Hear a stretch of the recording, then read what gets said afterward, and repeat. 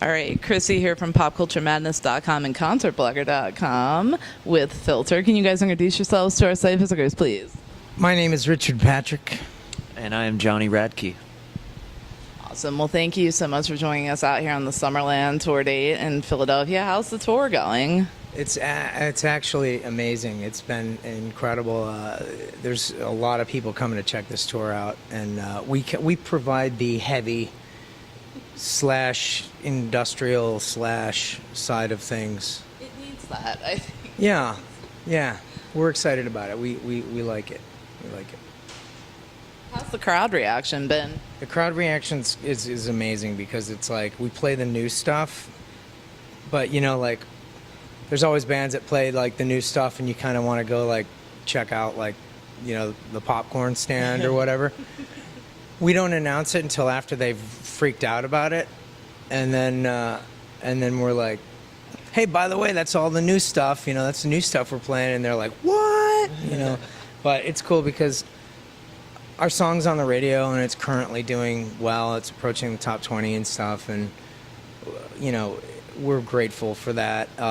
Plus, we also have the song that we did, is Happy Together song that we play that took off on the Great Gatsby. Is that making it in the set list? Yeah, we went ahead and added that. Okay. Yeah, we actually stuck it in, so nothing left the set. We crammed it in so that we could get it. Yeah. Awesome. So, the album came out recently and it's doing quite well. Can you maybe take us in the studio for one track in particular and kind of tell us what the mindset was like? Which track would you like? Any track. Which one stands up in your mind? A lot of the stuff that was really great happened really fast. There was a song that we wrote called Surprise, which was just Johnny and I was kind of playing a bass line to something. We were actually just sitting around just acoustics. With acoustics, just kind of jamming stuff out. And our producer heard it and thought that was really interesting, and we just kind of went from there. I mean, literally, and Rich came back the next day with these amazing lyrics and this melody, and that's one of the examples of a song pretty much writing itself. I mean, it just kind of pulled it out of thin air, and it was done 2 days later. But it was great. Yeah, it was one of those things where it's just like I don't remember a lot of work on it. It was just like, wow, that's really awesome. Okay, well, what about this part? What about this part? Yeah. I think we added one big climactic yell at the end, like right before we were done mixing it. I was like, you know what? Let's put a that kind of climactic ending to it, because it was really good, but it needed that extra kick in the gut to make it just right. The perfect hill on the roller coaster, and it was that's the beauty of this record is that it was quick. It was a quick record for our standards. It was a very fast record to make. And it will be even faster the next time we get the opportunity, because Johnny and I are like it's very, the ideas are fast, and in this world you can't labor over stuff. So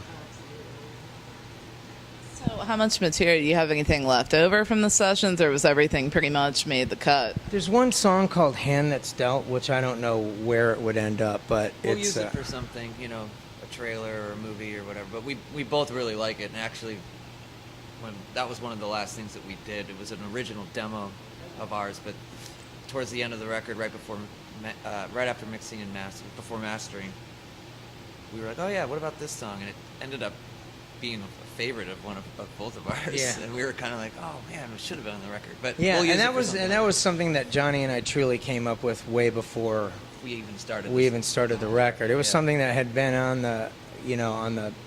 our desk for a long time, and then we just kind of whipped it out at the very end, and we're like, damn, that's actually really good. Yeah.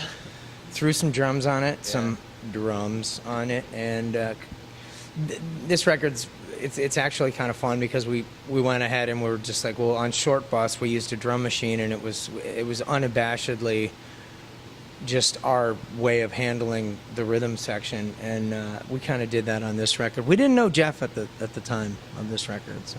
But we've always had, amazing drummers playing with us live, and it's cool to have that, in our arsenal. If we needed to have somebody in the studio, we could. But we felt it was more us, More true to the original sound. because we come from that world of industrial synths and programming and sound design. That's our stuff, I feel like we're due for a comeback of that sort of genre. Maybe we see so much blending now, and it can always be kind of hard to say. Well, I mean, this band has always had more in common, in my opinion, with like Kurt Cobain and Nirvana than I had with Trent at the time when it was in the inception of it, because it was just all about the Sabbath, Devil Note, and darkness, and simple, and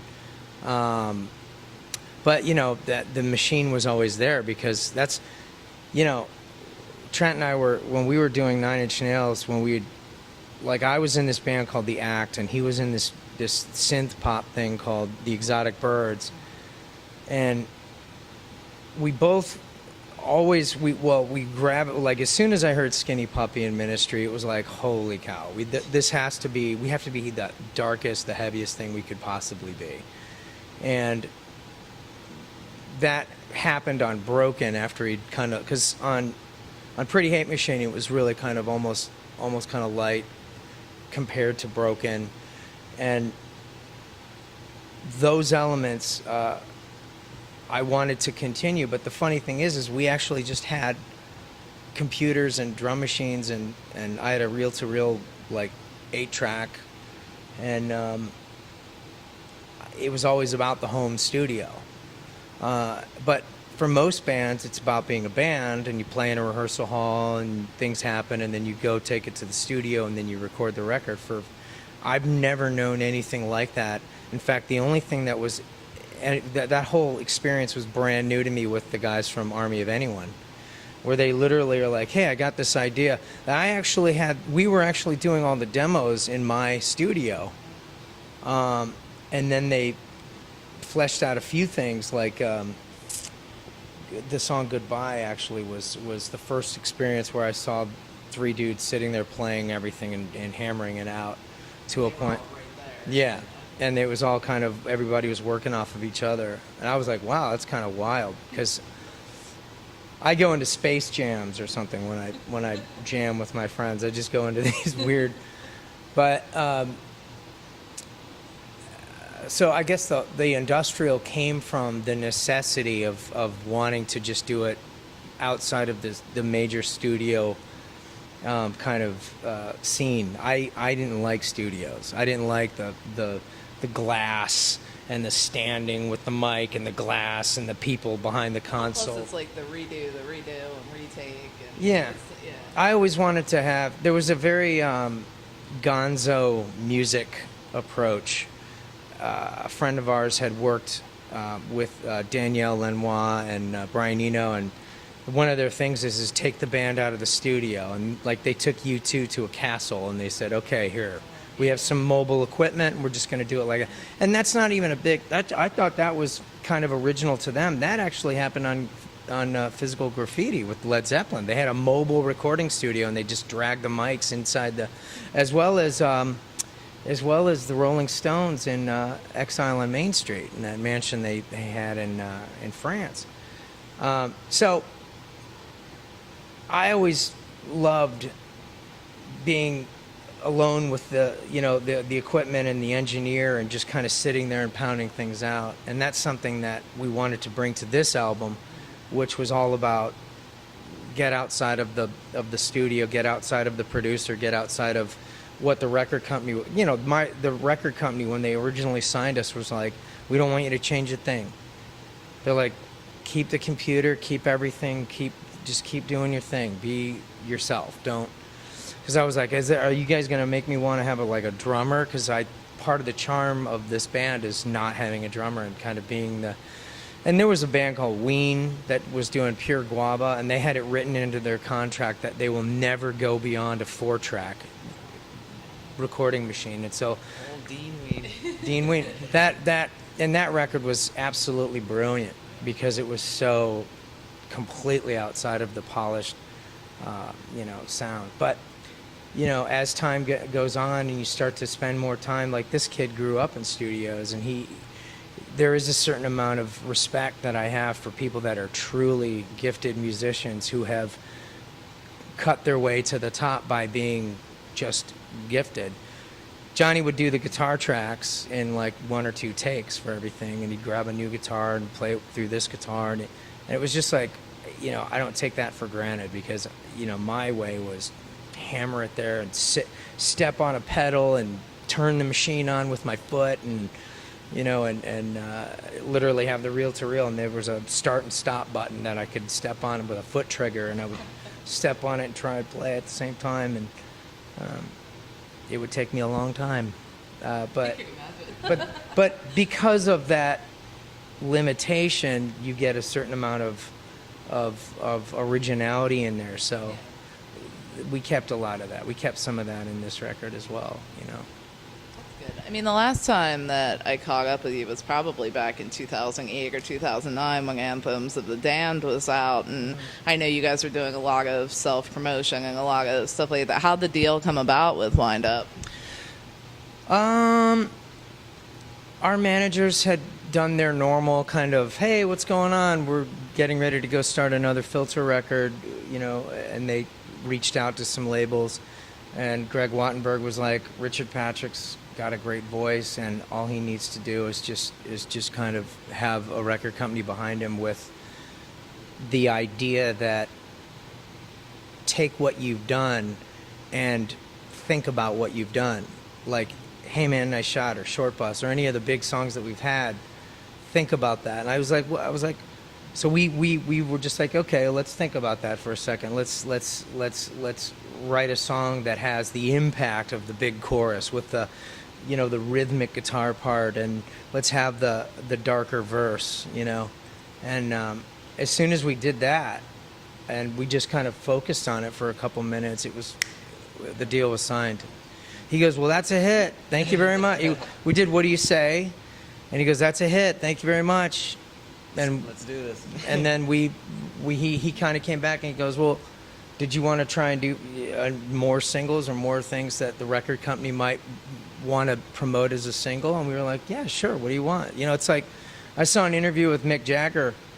They were kids. You see that Crossfire Hurricane? Yeah. Him and Keith Richards were just like kids, and they were like, yeah, we can't just be playing other people's songs. We've got to get on the radio, so we've got to we wrote a song, you want to hear it? And and it was just like, yeah, we just got to get her, and just went ahead and did it. And he's all high, and he's like getting his cigarettes, and he's smoking, he's Mick Jagger, you know what I mean? But it was really funny, and I was just like, okay, what's a hit? So we. Big, huge, smack you in the face chorus, hooks, that kind of thing. And I just thought about it. I was like, well, there's a lot to be said inside that mentality. There's a lot you can say in there. So we just wanted something we could hear on the radio ourselves. So we, Stuff instead that of we're proud of, Yeah. It's instead of hearing like stuff we don't like on the radio, right. This was an opportunity for us to kind of. This is what we do. This is what we bring to the table, and this is what we want to hear. I mean, when we were writing this stuff, like, we went in the studio and we were literally writing in the studio. We would come up with stuff and then track it, come up with stuff and then go from there. So we were literally writing in the moment and like how we felt at that moment. You know, so it's pretty unique and it's pretty cool. That's what the whole home recording thing, that it's always been there for Filter, and that's why it is a drum machine. And because you can go back and say, okay, let's put drums after, but it was kind of like, it's charming that it's, you have people playing a cymbal and a 16th note fill at the same time, and it requires 3 hands to do that. And it's like, that's right. Moby was like the first person to comment. He's like, dude, it dawned on me that you can't play 16th note snare drum fill and have cymbals writing, and he's like, and I was like, absolutely. It was never supposed to be me imitating real drums. It was supposed to be what we wanted, which was to have everything going all at the same time and crazy. And yeah, we had 17 tracks of cymbals on Hey Man, Nice Shot. Yeah, like just shh, you know. But that's the beauty of cheating and going outside of the box and fucking and fingering the fucking, you know. Actually, I gotta say, when I saw some debating going on in that movie Sound City with Dave Grohl, and you know it's got to go through the Neve, and you know, and you get the computer, you know, blah blah blah blah. Well, to be honest with you, that's exactly why I did Short Boss the way it was, because I didn't want to fucking have to deal with that. I didn't want to mic a kit. We mic'd a kit, but it was only to abuse it and to cheat and to fucking like and to bastardize, you know, just completely ridicule the studio. Yeah, you're breaking them. Yeah, you know, and my idols all did that. My idols all did that, you know. The Edge. He's like, fuck it, I got a delay pedal. I'm gonna play some crazy shit with that. And no one's gonna tell me that I gotta go learn how to fucking do my scales, because I don't give a fuck about scales. I'll leave that to Eddie. I want to fucking mess around with feedback, you know. That's my favorite thing about Jimi Hendrix was the feedback. It was the dive bombs in the Star Spangled Banner. It's that approach. It's Skinny Puppy's one of my favorite bands because there was absolutely no fucking choruses. There's no songwriting. It's just vibe and atmosphere and lunacy. And to me, that avant-garde approach to anything, whether it's art, architecture, just anything, life, you know, is something that needs to be celebrated, as well as the perfect. Well, of course, it opens up the scale of emotions to the range. I mean, you could pull all kinds of different things out of that thing. It can make you feel one way one day the next day, but regardless, the music speaks to you in some way. Exactly. So I know you guys are doing a lot. I thought it was really cool with the Indiegogo campaign for the tour, and the perks are completely awesome. So how is that going? It's actually really great. I want to add some more perks. I think there's something I want to do with a cupcake eating contest. Once a week, I'll have a cupcake eating contest. Should that go along with the coffee? Well, no, the coffee's going to be coffee talk, and the cupcake eating contest is going to be like, how many cupcakes can you eat in a half an hour, like, you know, an hour. I'm probably going to stop at 3 or 4, but still, it's a good excuse to have cupcakes. There's going to be one where I'm a stormtrooper. I come out dressed as a stormtrooper to perform. There's going to be another one. What's the other one? I think if you're a stormtrooper, I'm C-3PO. You're going to be C-3PO, right. But there's another couple. The hotel room. Oh, right. We're gonna try and as long as we can work it out so that we don't have to get too many permits and it's not going to be too expensive. We'll help you throw a TV out the hotel room window. You know, just I want to get outside the box on that too, because it's like, oh, you know, dinner with the band. You know what? Fuck dinner with the band. Let's fucking throw a TV out the window. The stuff you have up there now is completely unique. I was like, that is so freaking awesome. Yeah. I mean, you know, people are kind of like, wow, you know, why are you having to do this? It's like, honestly, shit's expensive. You know, it's ridiculous how much aviation fuel it costs just to go play some 2,000 seaters in Australia. And it's like, you know, we're not U2, you know, we don't have a huge fan base everywhere we go. So this is a great way to kind of co-fund it and make it interesting and have fun. And that's to be expected. I mean, look what the internet's done, and it's done so much damage. There's not a lot of money. You know, the Japanese would fly you out and they would sink, you know, 30 grand into it, but because no one's buying CDs, you know, Japanese Warner Brothers or whatever it is, they can't really fund any of that anymore. So, and especially with, you know, rock the way it is, you know, we got to get rock and roll back up to where it should be, you know. That we definitely do. Well, I want to thank you guys so much for taking a few minutes to speak with me. I apprate it. Yeah, we appreciate appreciate everything, and we're glad to be here. So. Awesome. Thank you guys.